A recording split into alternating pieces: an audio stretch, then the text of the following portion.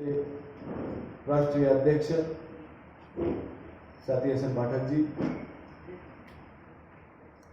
Additional general secretary साथी गोवा ठाकुरदा, सभी पदाधिकारी और 41 ऑर्डिनेंस फैक्ट्रीज के निमंत्रित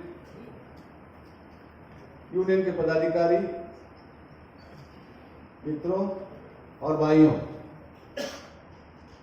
सबसे पहले मैं अध्यक्ष जी और जनरल सेक्रेटरी जी को बधाई देना चाहता हूं, उनका साधुवाद करना चाहता हूं कि उन्होंने बहुत सोच समझकर और सही वक्त पर ये 41 ऑर्डिनेंस फैक्ट्रीज का सम्मेलन का ऑर्गेनाइज किया।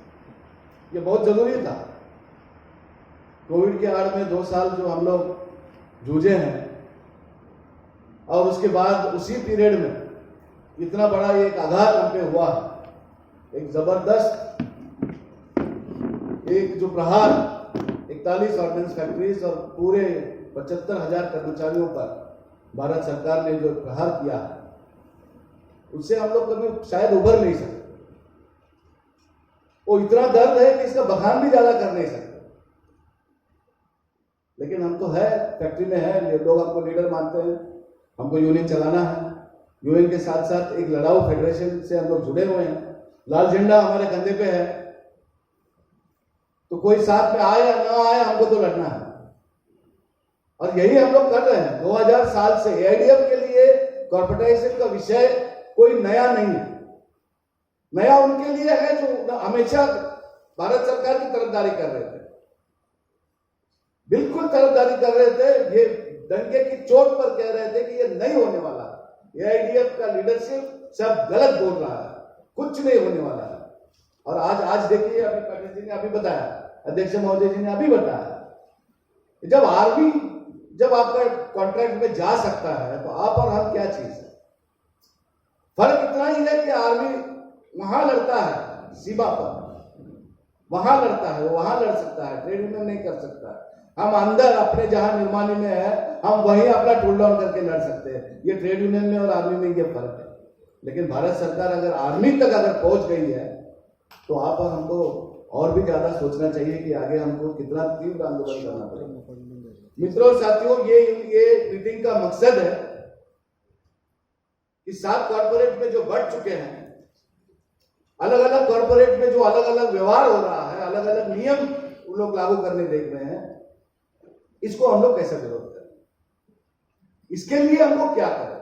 और यहां से जब आप अपने अपने निर्माणी में जाएं तो आपको तो जरूर पूछेंगे केडर्स, आप केडर मीटिंग लेंगे, आप अपना अपना यूनियन का एग्जीक्यूटिव मीटिंग कॉल करेंगे, उनको बताएंगे कि भाई 2 दिन 41 ऑर्डिनेंस फैक्ट्रीज के साथ लीडर्स फेडरेशन के साथ बैठ के तय क्या किया।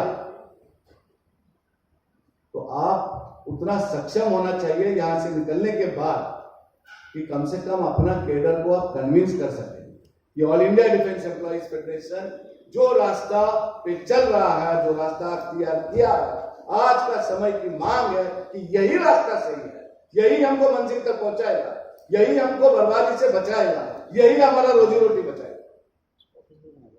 क्या डिफरेंस है, क्या डिफरेंस है? तनख्वाह वही मिल रहा, 3% डीए बढ़ गया, वो भी मिलने वाला है। कुछ फैक्ट्रीज में 51 है, कुछ फैक्ट्रीज में 54 है, कुछ फैक्ट्रीज में 48 है, सब कुछ ऐसा ही चल रहा है। आज का डेट में हमारा जो फैक्ट्री का जो वर्कर है, उसके नजर में कुछ ज्यादा बदलाव नहीं है। कुछ है तो आप लोग बताइए। ज्यादा डिफरेंस नहीं है, जितना आपका वर्कलोड है उतना आपको ओटी वर्किंग आवर्स है। कुछ काम नहीं भी रहेगा तो आपको तनख्वाह मिल रहा है ना।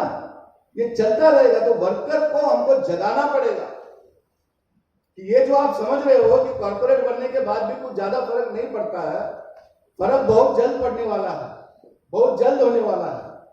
Difference between a central government employee and a corporate employee, ये फर्क आपको समझाना चाहिए। लीडरशिप को पहले कुछ कन्विंस होना चाहिए कि मैं जो बता रहा हूं कि यार मैं कन्विंस हूं, क्या ये सही है। आज का डेट में 2 ग्रुप है फैक्ट्रीज में, हालांकि मैं तीसरा ग्रुप भी जोड़ना चाहता हूं। सच्चाई है, बोलना चाहिए, खुल के डिस्कस करेंगे, क्योंकि आप और हम फैक्ट्री में ही काम कर रहे हैं। एक वो ग्रुप है जिसको 3-4 साल से अभी आना, वो लगातार पूछता है कुछ पैकेज आ रहा है भैया, भाड़ में जाए कॉर्पोरेट, कुछ भी हो जाए, मेरा क्या है, मेरा सर्विस हो चुका है। कुछ आ रहा है, तो पैकेज आ रहा है, कुछ इंक्रीमेंट मिलने वाला है, एक वो लॉट है। एक दूसरा लॉट है जो ओपीएस में है, ये है फेडरेशन लड़ रहा है, कुछ भी हो जाए मेरा पेंशन बरकरार है। एक सबसे बड़ा लॉट है जो इस फॉल में भी उन्हीं का मेजोरिटी जा रहा है, उन्हीं का मेजोरिटी जा रहा है। आप लोगों को इस विषय पर ज्यादा सोचना चाहिए। ये वो लॉट है जो एनपीएस में है। आप सोचिए कौन सा कॉर्पोरेट सेक्टर आज हमारा देश में है, कोई एक ऐसा कॉर्पोरेट बताइए जो 14% आपका अकाउंट में हर महीना जमा करते रहेगा, करेगा? कर सकते हैं? आप मांग सकते हो क्या? रूल्स और रेगुलेशंस आपके साथ है? कल दादा एक रूल के बारे में बता रहे हैं, 2 गैजेट नोटिफिकेशन हुआ। मैं ये क्यों बता रहा हूं मित्रों, क्योंकि आप ये सिर्फ सुनी हुई बातें नहीं है। सरकारी क्षेत्र में जब काम करते हो ना, हर बात के लिए गवर्नमेंट ऑर्डर होता है। वर्बल ऑर्डर नहीं चलता सरकार में, भारत सरकार में नहीं चलता। वो इच्छा, वो मेरा इच्छा कि ऐसा होना चाहिए, लेकिन फैक्ट्री में वही होगा जिसका लिखित government order, GOPT order, MOD order, ministry of finance का ऑर्डर, लिखित ऑर्डर होना चाहिए। ये जो ऑर्डर मैं आपको बता रहा हूं, जो दादा भी कल बता रहे थे, एनपीएस और ओपीएस के बारे में 2 गैजेट नोटिफिकेशन हुए हैं। ओल्ड पेंशन वालों के लिए दिसंबर 2021 में हुआ है, न्यू पेंशन स्कीम वालों के लिए मार्च 2021 में गैजेट नोटिफिकेशन हुआ है। जीएसआर 227E, ये डॉक्यूमेंट लगभग 38 पेज का डॉक्यूमेंट है। अगर वाकई में आप लोग सब लीडरशिप करना चाहते हो तो इसको पढ़िए। किसी को पूछने का जरूरत नहीं है कि एनपीएस का क्या होने वाला है। इसमें रूल 15 पढ़ता हूं सिर्फ, रूल 15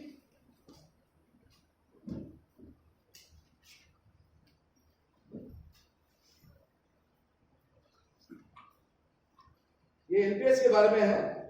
बेनिफिट ऑन अब्जॉर्प्शन इन और अंडर अ कॉर्पोरेशन, कंपनी और बॉडी।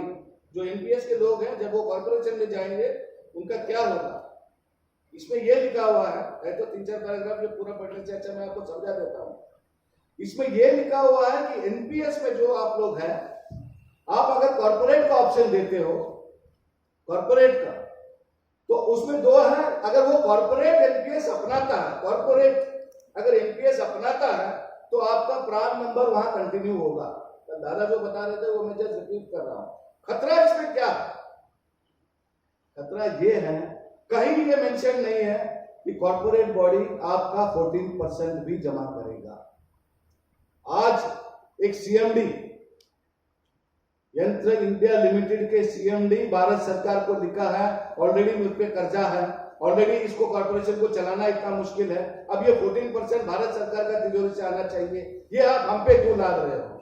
एक सीएमडी ने लिखा हुआ है। सरकार ने एक उसका ऐसा जवाब दिया है, this is the responsibility of the corporate structure of the governing body, आपको ही पेमेंट करना है। तो ये आगे चल के क्या होगा पता नहीं, लेकिन आपको क्यों मिल रहा है 14%, ये समझाना है लोगों को। मित्रों, बार बार सारा ऑफिस बेरर्स में एक ही आ रहा है कि ऑप्शन ऑप्शन ऑप्शन। आप में से कोई उठ के पूछना चाहिए कि रियल ऑप्शन का मतलब क्या है, जरा ये भी बता दीजिए, क्या है ऑप्शन? ऑप्शन कोई मेहरबानी नहीं है, ये गवर्नमेंट का रूल में लिखा हुआ है, डीओपीटी इंस्ट्रक्शन में लिखा हुआ है, हमारा कोर्ट केस में लिखा हुआ है। ये गैजेट नोटिफिकेशन जो हुआ कॉर्पोरेट का, उसका भाषा क्लियर है कि आपका सर्विस, आपका कंडीशंस, ये सब भारत सरकार एज इट इज देगी।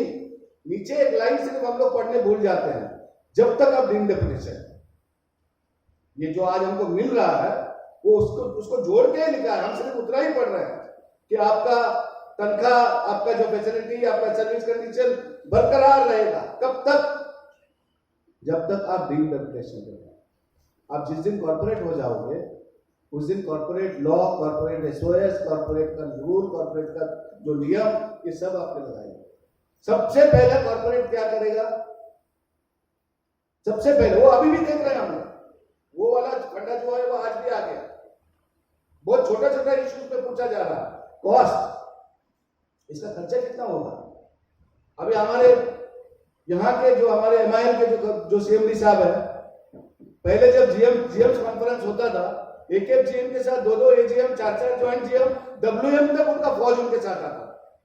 देखे हम लोग, ये पूरा एबी बुक रहता था और यहाँ 4 व्हीलर के पूरे ऐसे मेला लग जाता था। अभी सीएमडी साहब का कहना है कि ओनली जनरल मैनेजर आना है, साथ में किसी को लाना नहीं है, पैसा खर्चा नहीं करना है हमको। ये बदलाव आया है।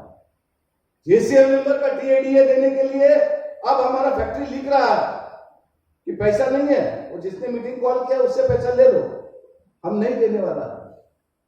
तो ये जो कॉस्ट होगा, अब मैं उस विषय, इसको जोड़कर उस विषय पे आ रहा हूं कि पूछ रहे हैं ना लोग कि कितना इंक्रीमेंट मिलेगा, पैकेज क्या मिलेगा।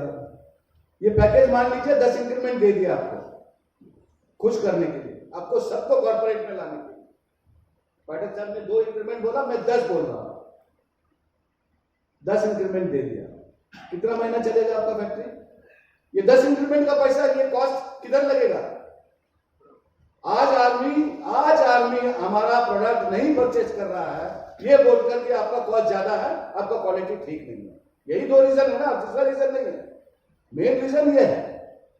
तो आज जब आर्मी ये बोल रहा है कि 100 रुपए वाला माल खरीदना तुम्हारा बहुत महंगा है, वो जब 150 रुपए हो जाएगा तो क्या ये लोग हमसे खरीदेगा? क्या हम बेच पाएंगे? मिल जाएगा आपको 10 इंक्रीमेंट, 10 दिन चल पाओगे उस इंक्रीमेंट को लेकर? खुद ही अपने हाथ से दरवाजा बंद कर लोगे कि खत्म हो गया, आप क्या कर सकते हैं? और जो ओपीएस वाला है शायद उसको कुछ मिलेगा, उसको कुछ मिलेगा, एनपीएस को क्या मिलेगा? क्या है आप लोगों का फ्यूचर? ये वाला इश्यूज थोड़ा आप लोगों के बीच में डिस्कस कीजिए, और हमको अपना आंख खुला रखना चाहिए, आसपास नजर रखना चाहिए। जैसे ही कॉर्पोरेट डिक्लेयर हुआ, कॉर्पोरेट के लिए ऑर्डिनेंस फैक्ट्री बोर्ड के जितने ऑफिसर्स हैं, ऑफिसर्स का एक मीटिंग हुआ कि ये सीएमडी पोस्ट के लिए ग्रुप ए ऑफिसर्स कोई अप्लाई नहीं करेगा, ये ठीक नहीं है। मतलब एसोसिएशन में उनका मीटिंग हुआ कि ये ठीक नहीं है, और सब लोगों ने ये तय किया कि सीएमडी पोस्ट के लिए हम अप्लाई नहीं करेंगे। चले गए, और 2 दिन बाद ऑनलाइन में देखते हैं कि उनमें से कुछ सीनियर ऑफिसर्स चुपचाप ऑनलाइन एप्लीकेशन भर दिया, ये आशा से भरा कि हम सीएमडी बनेंगे तो आज जैसा बजाज टेल्को ये जब सब जो चल रहा है वैसा ही राज हमको भी मिलेगा, हम भी उतना ही पावरफुल हो जाएंगे। यही सीएमडी आज, कल के जो जनरल मैनेजर्स थे आज सीएमडी बने हैं। आज ये लोग सब ये सीएमडी का पोस्ट छोड़कर दूसरा डिपार्टमेंट में भागने के लिए डेपुटेशन के लिए एप्लीकेशन दिए। पता है ना आप लोगों को? मेरे नजर में 4 है अफसर, 4, उसमें 2 सीएमडी है, 2 एचआर है। 2 में से एक हमारे एमआईएल में है, एक यंत्र में है, नहीं 2 एमआईएल में है, एक यंत्र में है और एक अन्य डिवीजन में है। क्यों भाग रहे हो भाई? ट्रेड यूनियन के साथ मीटिंग कर रहे हो तो बोल रहे हो sky is the limit, 70,000 crore का टारगेट, जो मांगो मिलेगा, जो चाहिए हो जाएगा, सरकार हमारे साथ है। भाग क्यों रहे हो? भाग क्यों रहे हो?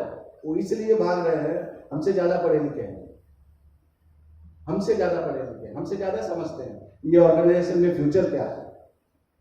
ये बात अगर हम लोग अपने वर्कर लोग को अगर समझा देंगे तो शायद मैं शायद वर्ड इसलिए यूज कर रहा हूं क्योंकि अभी ऑर्डिनेंस फैक्ट्रीज में ऑप्शन को लेकर अलग अलग तरीके का रिस्पॉन्स, क्लियर रिस्पॉन्स नहीं है। तो एआईडीएफ का ये ड्यूटी बनता है, एआईडीएफ का लीडरशिप का ये ड्यूटी बनता है कि पहले अपने लोगों को समझाइए, उन लोगों के थ्रू अन्य लोगों को समझाइए। अभी मीटिंग में भी साहब पाठक साहब बता रहे थे, गेट मीटिंग्स हमारे धीरे धीरे कम हो रहे हैं। ये कम करने के पीछे मकसद क्या है? आपका संपर्क तोड़ना चाहते हैं लोगों के साथ, ट्रेड यूनियन का संपर्क तोड़ना है। तो यहां से जाने के बाद सबसे पहले तो गेट मीटिंग को रिवाइव कीजिए, वो हमारा हक है, वो हमारा वॉइस है, वो है लाउड स्पीकर। हम यहां जो बैठ के बात कर रहे हैं आपस में कर रहे हैं। गेट मीटिंग जब होता है तो वो स्पीकर में बात करते हैं, सभी लोग सुनते हैं, बाजार भी सुनता है हमारा बात, आसपास जो गुजरने वाले लोग हैं वो भी सुनते हैं कि नेता क्या रहा है। तो पहले तो अपना आवाज बुलंद कीजिए, अपना कॉन्फिडेंस बढ़ाइए, और ये सब जानते हुए अगर आप अकेले नहीं हो, आपका बीच में एक गद्दार भी है जो लोगों को कह रहा है कि अरे 4 इंक्रीमेंट मिल रहा ले लो, 6 इंक्रीमेंट मिलेगा ले लो, वो भी मैं दिला रहा हूं, ये एडीएफ अपोज कर रहा था, वो तो पहले हम लिख के दे दिया कि साहब हमको पैकेज चाहिए, वही पैकेज ही मिलने वाला है तो ले लो, ये बोलने वाला लोग है। तो दूसरा एक है बीपीएमएस, कई बार मेरे को रोका गया है कि उनका नाम मत लेना, लेकिन क्या करूं, आदत है मेरे को। पता नहीं क्या होगा, आगे क्या होने वाला है मालूम नहीं। आज वो लोग हमारे साथ है नहीं। ईडीएस से क्यों लगाया गया? जब आईएनटीसी ने आपको समर्थन दे दिया ना समर्थन, तो वो तो आपका किसे में है। बीपीएमएस आपका खुद का है, जब बोलो वो हट जाएगा, हमको पता है। जब बोलो आदेश करो बस, वो तो हटना है। इसके बावजूद भारत सरकार को ईडीएस से क्यों लागू करना पड़ा? उनको ये पता है, ये दो कुछ भी बोले वर्कर जो है ये एआईडीएफ में सुनता है, इसलिए एआईडीएफ को रोकने के लिए ईडीएस है, तो इंटेक और बीपीएमएस को रोकने के लिए नहीं है। ये हमको लोगों को दिखना। अब ये ईडीएस से अब बीच में हमारा यूनियन ने अभी अंबाजरी का हमारे कांग्रेस इधर बैठे हैं, धरना किया उन्होंने, धरना किया, जीएम गया उनका धरना में, जाके यूनियन का बात सुना, उनको बोला कि भाई ठीक है, आपका जो डिमांड है बिल्कुल जायज है, मेरे को थोड़ा समय दीजिए, मैं इसको सॉल्व करता हूं। तो ईडीएस का मतलब ये भी नहीं है कि हम लोग बिल्कुल हताश होकर हाथ पे हाथ रख के सिर्फ डिस्कस करते रहे। हमको आगे बढ़ना है, और लीडर जब तक लीडर नहीं होता, लीडर और लीडर में यही एक तालमेल है। वो कोई लीडर नहीं बन सकता जो लीडर नहीं है। लीडर बनिए, लीडर बन के फैक्ट्री में मत घूमिए। रेड्डी को लाल सलाम, लाल सलाम, लाल सलाम, रेड्डी को लाल सलाम, लाल सलाम, लाल सलाम। मैं लीडर हूं नहीं, ये बोलिए कि मैं लीडर हूं, आगे मैं खड़ा हूं। आ जाइए, देखते हैं कौन हमको हाथ लगाता है। होने दीजिए थोड़ा संघर्ष होने दीजिए, देखा जाएगा जो होगा। लेकिन ये अपने रोजी रोटी के लिए लड़ रहे हैं ना, किसी और के लिए तो नहीं लड़ रहे हैं। कोई बाहर वाला नहीं आने वाला है। ये काम राय बन चुके हैं कि हम लोग सब मुफ्तखोर है, बना है ना, फैक्ट है तो फैक्ट है। सरकारी कर्मचारी सब मुफ्तखोर है, हम मुफ्तखोर नहीं है। हम उत्पादन करते हैं भाई, हम उत्पादन करते हैं, बेचते हैं, तब हमको तनख्वाह मिलता है। तो ये हमारी जो निर्माणी है, इसको ताला लगने मत दीजिए। कोई टाटा बिरला अंबानी को इसका सीएमडी बनने मत दीजिए। हमारे गले में जो एक सेंट्रल गवर्नमेंट का पास है, इस पास को कभी अपने छाती से दूर होने मत दीजिए। यही है जो हमको बचाने वाला है, यही है जो हमारा फ्यूचर है। भर्ती होना नहीं है, ये भी समझ लो। ये हॉल में जो बैठे हैं, अब जब आर्मी को उन्होंने कॉन्ट्रैक्ट में लाया है, इसका मतलब भर्ती होना नहीं। तो इसका ये भी मतलब है आप और हम इस देश के आखिरी central government employee ordnance factory में हो सकते हैं। ये है या नहीं है? क्या झूठ है? अगर आप और हम सरेंडर हो गए तो हमारे बाद का जो जनरेशन है ये कभी सोच भी नहीं सकता सेंट्रल गवर्नमेंट में आने का। तो हमको लड़ना है, वी विल फाइट। हाँ, दूसरा फेडरेशन के साथ हमारा बातचीत चल रहा है, उनको भी साथ में लेना है। ये सारा विषय तो हम लोगों के बीच में है, लेकिन एआईडीएफ को अपना अस्तित्व और अपना जो एक फैक्ट्री का बीच में हम लोगों के ऊपर जो एक विश्वास है, इस विश्वास को बरकरार रखने के लिए यहाँ जो लीडरशिप बैठे हैं, 41 ऑर्डिनेंस फैक्ट्रीज की जो लीडरशिप यहाँ इस हॉल में बैठे हैं, यहाँ से जाने के बाद एक न्यू एनर्जी के साथ जाइए, पूरे विश्वास के साथ जाइए, कन्विंसिंग नेचर के साथ जाइए। कोई भी बीच वाला रास्ता नहीं है। आपका जो डिमांड्स है ना, हमारा जीपीएफ नहीं हो रहा, मेडिकल नहीं हो रहा, हो जाएगा। आज नहीं हुआ तो कल होगा, कल नहीं हो तो परसों होगा। तो उसके बाद क्या हम सेटिस्फाई हो जाएंगे कि हमारा प्रॉब्लम सॉल्व हो गया? That is not our problem. वो जस्ट अभी कॉर्पोरेट में आया है, फील्ड ऑफिस बना है, थोड़ा डिले हो रहा है। हो सकता है ये कॉर्पोरेट अपना रोब जताने के लिए 24 घंटे में आपका बिल पास कर दे, 24 आवर्स में आपको जीपीएफ दे दे। चलो अप्लाई करो 24 घंटे में, देखिए कॉर्पोरेट बढ़ गया, इतना फास्ट पेमेंट। हम लोग सेटिस्फाई हो जाएंगे उस बात से? होना चाहिए। हमारा मेन विषय है कॉर्पोरेशन नहीं चाहिए। ये सेम सिस्टम कौन कर रहा है? पहले तो अकाउंट्स डिपार्टमेंट अलग था, अब तो अपना लोग कर रहा है। अगर 24 घंटे में 48 घंटे में अगर ये आ रहा है पेमेंट हमारे अकाउंट में, तो वो कॉर्पोरेशन बना इसलिए नहीं, वो इसलिए बना क्योंकि हम पहले भी एफिशिएंट थे, हम आज भी एफिशिएंट है, कल भी एफिशिएंट रहेंगे। तो ये कॉर्पोरेट ये दिमाग में से निकाल दीजिए। कॉर्पोरेट होने के बाद ये सब बदलाव हुआ। बिल्कुल सही बोला है प्रेसिडेंट साहब और जनरल सेक्रेटरी साहब, सेक्रेटरी डिप्टी को। टारगेट अचीव हो गया, ये हो गया, वो हो गया। किसने किया? वही सेंट्रल गवर्नमेंट एम्प्लॉई, वही ऑर्डिनेंस फैक्ट्रीज का टर्नर, फिटर, मशीनिस्ट, डीबीडब्ल्यू, वही है। कोई बाहर वाला आके थोड़ी ना प्रोडक्शन किया हमारा फैक्ट्री में, हम किए हैं। तो ये विश्वास रखिए, ये जरूर लोगों के बीच में लाइए कि साथ में कोई आए ना आए, AIDF all India defence employees federation, इसका नाम में ही है सब कुछ। ये फुल्ली 100% कमिटेड फेडरेशन है फॉर डिफेंस ओनली। और ये all India defence employees federation 75,000 जो हमारा जो वर्क फोर्स है, किसी के साथ नुकसान होगा ऐसा कोई डिसीजन नहीं लेगा। We will fight this. बस आपको सबको अपना मनोबल बढ़ाना है। आपसी रंजिश, ट्रेड यूनियन का आप छोटी मोटी इश्यूज लेकर खुद में क्लैशेस, ये नहीं चलेगा। ये सब हटाओ, इसको खत्म करो। एक ही टारगेट कर दो तो इनको फैक्ट्री बचाना है। हम लोग 20 साल लड़ा है, 20 साल 2000 से लेके 2020 तक पूरे 20 साल हम लोग लड़ा। हर एक का सर्विस में वो लाल निशानी है, विदाउट पे या डाइज नॉट पक्का रहेगा। एवरी ईयर हमको है आदत स्ट्राइक करने। तो 20 साल तो हम लोग लड़ रहे हैं। और अब जब हमको दिख रहा है सामने मौत, अब हम कैसे नहीं लड़ेंगे? क्यों नहीं लड़ना चाहिए? वीडीएसए का जो होगा देखा जाएगा। फेडरेशन जो भी प्रोग्राम देगा, जो भी, आप सबसे रिक्वेस्ट है, आप सबसे ये उम्मीद भी करती है फेडरेशन, यहाँ डिसीजन कुछ भी ले लेने को, इसका फल तो आप ही लोग दोगे ना। फेडरेशन कोई भी डिसीजन ले ले, जब तक यूनियन इसका वो पूरा उसका कार्रवाई नहीं करता, यूनियन उस तरीके से अगर परफॉर्म नहीं करता, तो इस डिसीजन को कोई वैल्यू नहीं है। तो आगे चल के आपका हौसला, आपका लीडरशिप, आपका मार्गदर्शन और आप जो तय करेंगे, यही डिसाइड करेगा दिशा। एक अच्छी बात है, क्योंकि हम सरकारी है, मैंने कहा हर बात कहीं ना कहीं लिखित रहता है, लिखित है, डीओपीटी इंस्ट्रक्शन में लिखित है। जब कोई सरकारी संस्था कॉर्पोरेशन में या ऑटोनॉमस में परिवर्तन होगा तो 100% वो चॉइस नहीं है भारत सरकार, is not by choice, it is by rule कि आपको ऑप्शन देना है। तो ऑप्शन का तर्क वितर्क के बारे में डिस्कशन में मत बैठिए, पहले ही लोगों का माइंडसेट बना दो। अगर कोई बोल रहा है कि मेरे 4 साल रह गए हैं और हमको पैकेज मिलेगा तो मैं तो सरकारी में जाऊंगा, बता दीजिए तो 15 दिन में नहीं रह जाएगा फैक्ट्री में। Within 15-20 days you will be kicked out. Honourably retired नहीं होगा वो व्यक्ति। आपको अगर पैसा दे रहा है, इसका मतलब आपको निकालने का अधिकार भी गवर्नमेंट को है, तो वो उस तरह फंस जाएगा। जो एमपीएस वाला है वो बर्बाद हो जाएगा। स्टार्ट में थोड़ा अच्छा लगेगा, लेकिन वो फ्लो नहीं होगा। और जो ओपीएस वाला है वो अपना नौकरी खो के बैठेगा।